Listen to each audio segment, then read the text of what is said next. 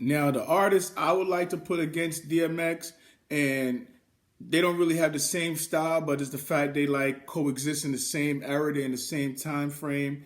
They got comparable albums that we could put together and see what they got. We'd have to go break it down and do some deep research, but I think a DMX versus Ja Rule will be something that I'm here for. First of all, I don't think Jay's doing no verses. Jay barely does social media. To see Jay doing verses would be like I don't see that happening. But I definitely think we have a better chance of seeing DMX versus Ja Rule. I look at it like Ja Rule dropped the Vice joint back in '99. He did a mill. Then he turned around and did Rule 316 #1, sold 6 million records. I think that's right around the same time X did, maybe like a little bit after, a little bit before. What am I saying? It's probably a little bit after X did his Flesh of My Flesh, Blood of My Blood. Ja dropped in 2001. Ja dropped Pain Is Love. That joint sold like 5 mil. Ja also dropped the Last Temptation, and I think that joint did like a mil. So they got some good body of work for about a 5-year period that you could look on and compare them, because Ja dropped his first album in '99. X dropped his first album in '98. When I looked at it, the last decent joint Ja dropped, Blood in My Eye, which was golden, that's 2003, and the last decent joint X drop was The Year of the Dog, that was 2006. So not far apart. So in my mind, I think it would be a much better battle. I think, like I said, it's two different style.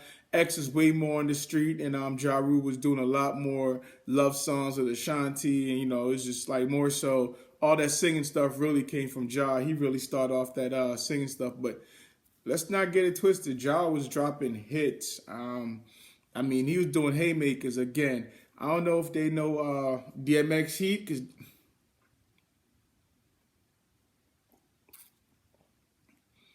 if you don't know what DMX has done to the game, has done for the game, and you got some time, please check out As Dark and Hell Is Hot. Please check out Flesh of My Flesh, Blood of My Blood. And please check out Then There Was X, just so you get an idea to see what that man was doing. Because X was killing the game. Killing the game.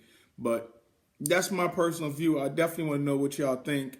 What y'all thoughts are about the subject. Do you think DMX and Jay would be a good battle? Do you think DMX and Ja,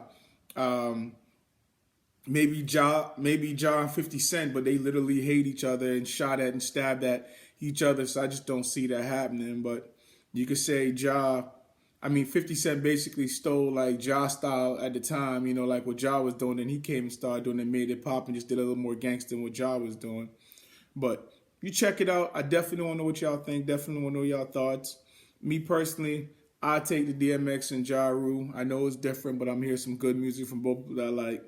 I would never hold my breath to hear Jay-Z verse anybody on Instagram, on Twitter, on Facebook, on no social media platform.